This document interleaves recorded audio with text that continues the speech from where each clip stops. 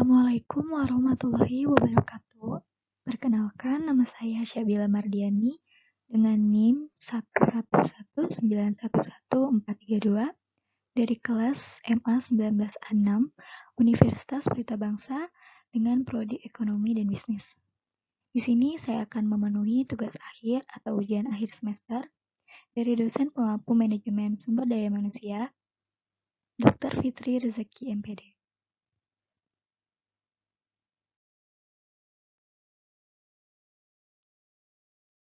Dan di sini saya mengambil judul pemeliharaan karyawan.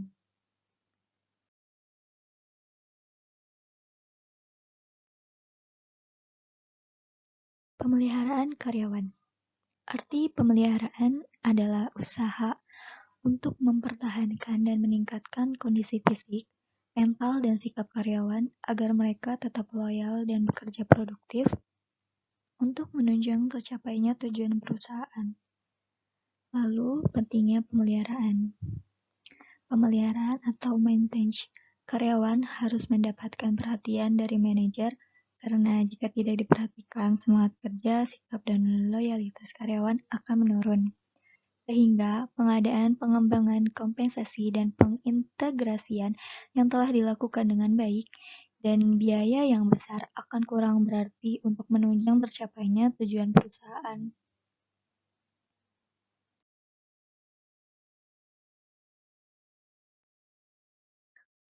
Lalu di slide selanjutnya ada tujuan pemeliharaan, yaitu untuk meningkatkan produktivitas kerja karyawan, lalu meningkatkan disiplin dan menurunkan absensi karyawan, dan yang ketiga meningkatkan loyalitas karyawan dan menurunkan turnover karyawan, dan yang keempat memberikan ketenangan, keamanan, dan kesehatan karyawan.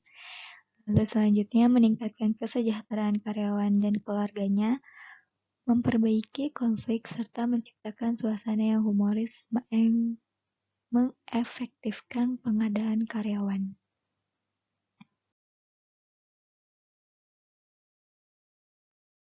Lalu di sini ada asas-asas pemeliharaan dan apa aja itu asas-asasnya. Pertama, asas manfaat dan efisiensi, yaitu pemeliharaan hendaknya meningkatkan prestasi kerja, keamanan, kesehatan, dan loyalitas karyawan dalam mencapai tujuan. Dan yang kedua, asas kebutuhan dan kepuasan. Pemeliharaan hendaknya berdasarkan kebutuhan dan kepuasan karyawan. Dan yang ketiga, asas keadilan dan kelayakan. Asas keadilan dan kelayakan dijadikan landasan akan menciptakan ketenangan dan konsentrasi karyawan terhadap tugas-tugasnya sehingga disiplin, kerjasama, dan semangat kerja meningkat. Lalu asas peraturan legal. Peraturan legal dalam kurung undang-undang, Kepres, dan Kepmen harus dijadikan asas agar tidak terjadi konflik dan intervensi serikat buruh dan pemerintah. Lalu asas kemampuan perusahaan. Pemeliharaan yaitu berdasarkan kemampuan perusahaan. Oke, lanjut dari asas-asas pemeliharaan, yaitu di sini ada metode pemeliharaan. Yang pertama, komunikasi. Komunikasi yang baik dapat menyelesaikan masalah dalam perusahaan. Konflik dapat diselesaikan melalui musyawarah dan mufakat. Dan akan terciptanya pemeliharaan keamanan dan kesehatan yang baik dari karyawan. Fungsi komunikasi dalam perusahaan idealnya bersifat instruktif, informatif, influencing, dan evaluatif. Lalu yang selanjutnya itu insentif. Insentif yang adil dan layak merupakan daya penggerak yang merangsang terciptanya pemeliharaan karyawan. Dengan begitu, karyawan mendapatkan perhatian dan pengakuan terhadap prestasi yang dicapainya, sehingga menjadi semangat dan sikap loyal karyawan akan jauh lebih baik. Dan ada kesejahteraan karyawan. Kesejahteraan karyawan atau disebut balas jasa pelengkap yang diberikan berdasarkan kebijakan perusahaan dapat menciptakan semangat kerja, ketenangan, disiplin, dan lain-lain, sehingga dapat meningkatkan produktivitas karyawan. Masih dalam metode pemeliharaan. Selanjutnya adalah keselamatan dan kesehatan kerja. Program keselamatan dan kesehatan kerja dapat mendukung tercapainya pemeliharaan karyawan karena dapat menimbulkan ketenangan dalam bekerja. Program ini merupakan tindakan kontrol preventif yang mendorong terwujudnya pemeliharaan karyawan yang baik. Lalu, ada hubungan industrial Pancasila atau bisa disebut HIP. Adalah hubungan antara pelaku dalam proses produksi barang dan jasa pekerja, pengusaha, pemerintah berdasarkan nilai-nilai Pancasila dan Undang-Undang 1945. Nah, mengenai HIP itu, di sini ada 3 asas kerja sama menurut HIP, yaitu pertama, buruh dan pengusaha atau pimpinan perusahaan adalah teman perjuangan dalam proses produksi.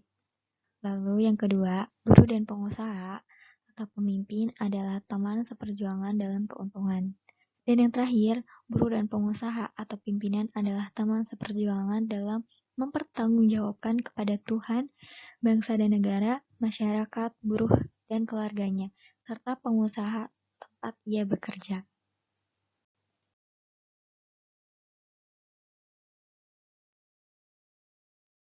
Sebelumnya, pada slide-slide sebelumnya,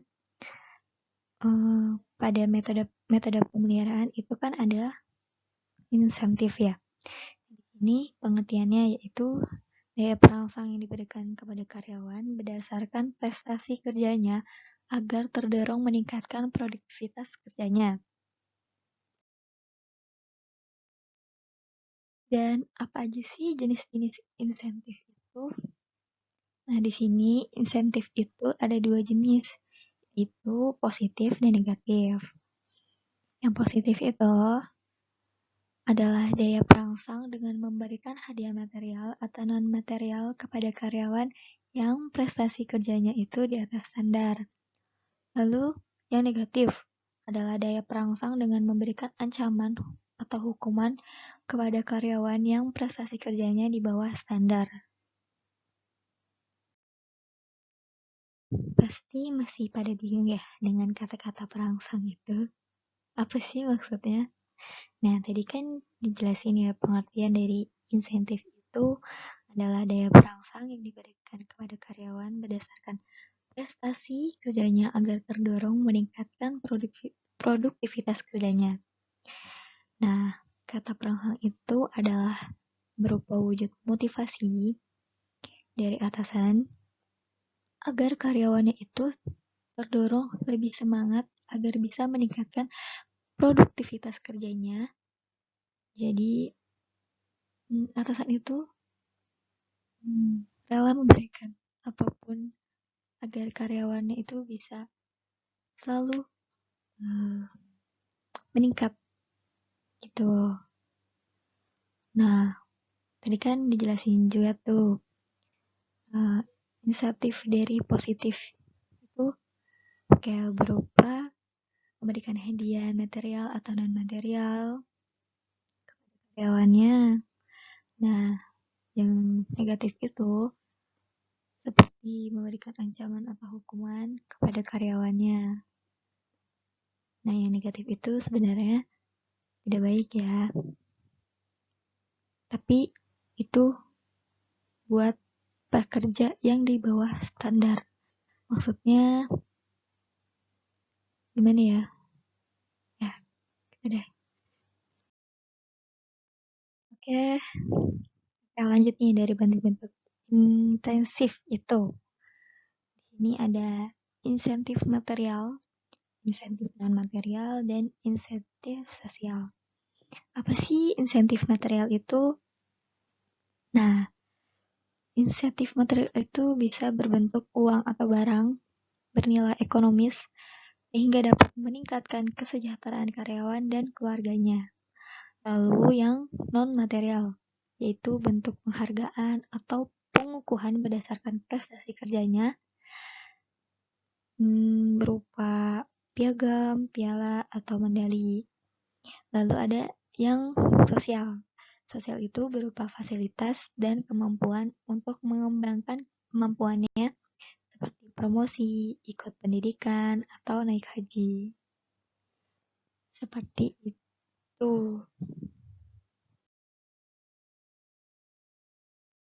Lanjut dari pengertian, terus jenis-jenis, sama bentuk-bentuk insentif tadi. Selanjutnya itu program kesejahteraan karyawan. Apa sih kesejahteraan karyawan itu? Yakni balas jasa pelengkap atau bisa disebut material dan non-material yang diberikan berdasarkan kebijaksanaan. Lalu ada tujuannya, yaitu untuk mempertahankan dan memperbaiki kondisi fisik dan mental karyawan agar produktivitasnya itu selalu meningkat.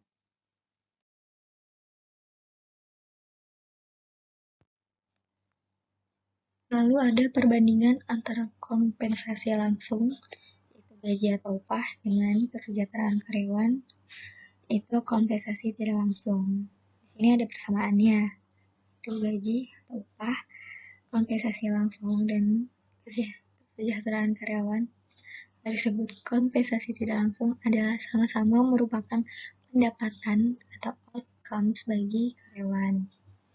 Lalu yang kedua, pemberian gaji atau upah dan kesejahteraan bertujuan sama, yaitu untuk memenuhi kebutuhan dan keterkaitan karyawan. Dan yang ketiga, ada gaji atau upah dan kesejahteraan adalah biaya bagi perusahaan. Dan yang terakhir, pemberian gaji atau upah dan kesejahteraan dibenarkan oleh peraturan legal, jadi dimasukkan dalam neraca fiskal perusahaan tersebut.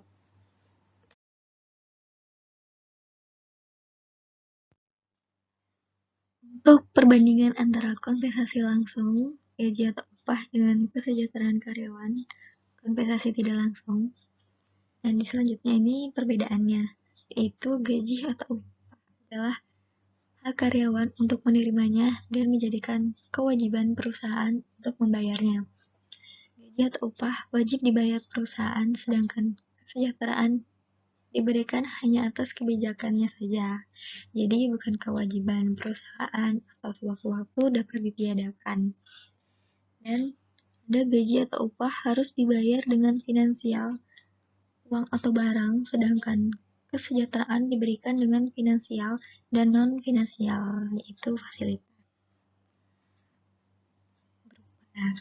Nah, lalu gaji atau upah waktu dan besarnya tertentu, sedangkan kesejahteraan waktu dan besarnya tidak tertentu.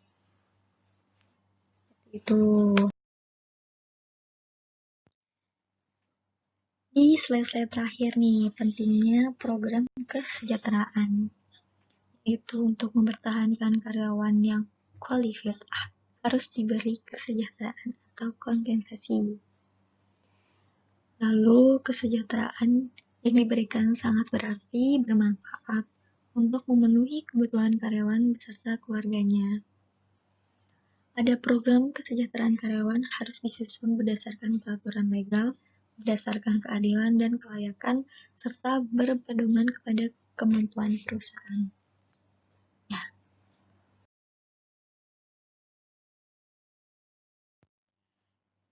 Dari pentingnya program kesejahteraan tadi, ini itu ada tujuan pemberian kesejahteraan, yaitu yang pertama untuk meningkatkan kesetiaan dan ketertarikan karyawan kepada perusahaan itu. Yang kedua, memberikan ketenangan dan pemenuhan kebutuhan bagi karyawan dan keluarganya. Yang ketiga, memotivasi gairah kerja, disiplin, dan produktivitas kerja karyawan.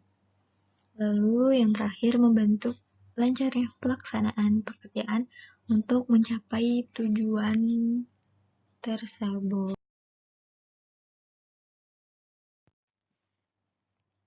Belum berakhir nih dari kesejahteraan karyawan.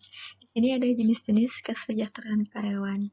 Yang pertama dalam bentuk ekonomis, yaitu berupa uang pensiun, terus uang makan, uang lembur, uang transportasi, uang lebaran atau Natal, uang bonus atau gratis,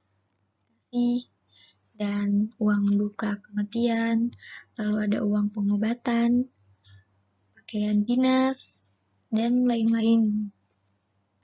Lalu dalam bentuk fasilitas. Di sini ada tempat ibadah, kafeterianya, lalu sarana olahraga, sarana kesenian, terus kesempatan pendidikan atau seminar, cuti dan cuti hamil atau melahirkan, atau cuti haid, itu bagi yang kaum untuk perempuan. Lalu ada sarana koperasi atau toko, dan yang terakhir izin-izin. Nah, untuk berbentuk pelayanan itu seperti puskesmas atau dokter perusahaan, ada jemputan karyawan, jasa penitipan bayi, terus bantuan hukum, nasihat keuangan, lalu ada asuransi atau aspek ya. Terus di sini ada kredit rumah dan lain-lain juga.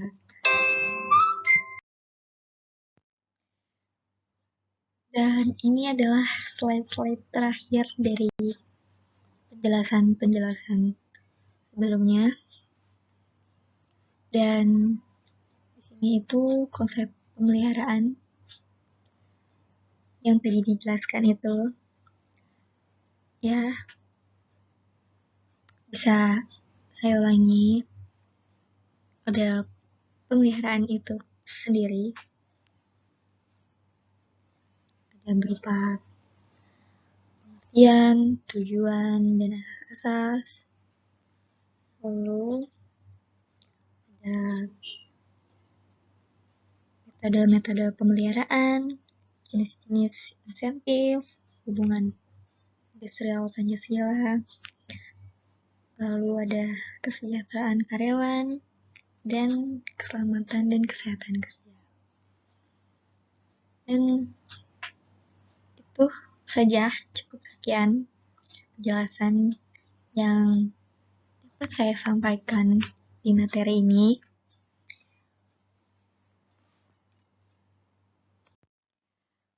Lalu kurang dan lebihnya mohon maaf. Cukup sekian dan terima kasih. Wassalamualaikum warahmatullahi wabarakatuh.